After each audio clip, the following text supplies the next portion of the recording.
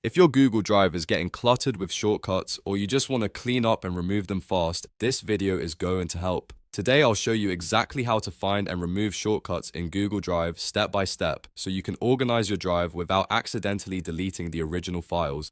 This is a really useful trick if you've got lots of shared files, duplicated links, or old shortcuts you no longer need. And if this tutorial helps, make sure to hit like and subscribe for more simple Google Drive tips. Let's get started.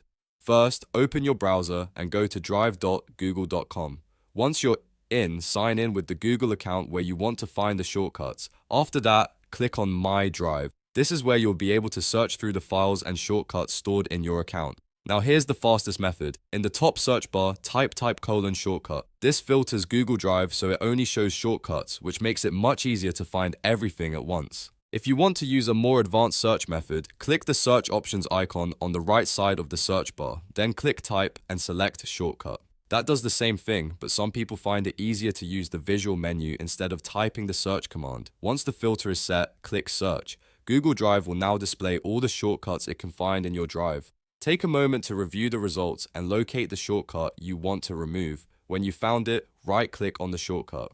From the menu, select Move to Trash. You can also click the trash bin icon in the top toolbar if that appears for you. And this is the important part. Deleting a shortcut does not delete the original file. It only removes the shortcut link from your drive, so the source file stays safe. That means you can clean up your drive confidently without worrying about losing important documents, folders, or shared content. If you want to remove multiple shortcuts, just repeat the same process for each one you no longer need. This is a quick and easy way to keep Google Drive organized, reduce clutter, and make it much easier to find the files that matter. So now you know how to search for shortcuts, filter them properly, and remove them safely.